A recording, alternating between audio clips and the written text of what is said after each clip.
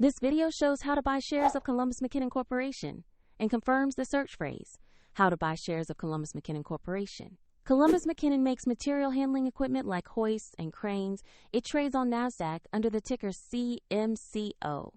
This is an educational walkthrough, not financial advice. You need a regulated broker to buy CMCO.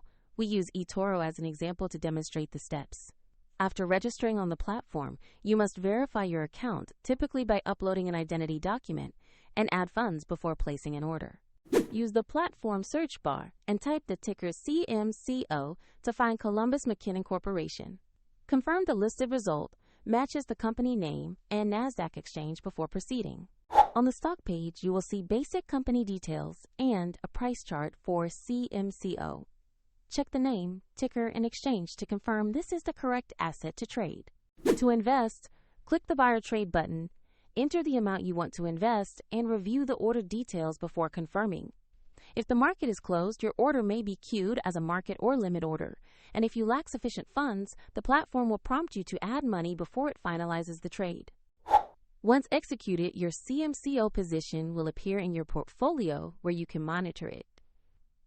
For convenience, the eToro link is in the description if you want to follow the same demonstration.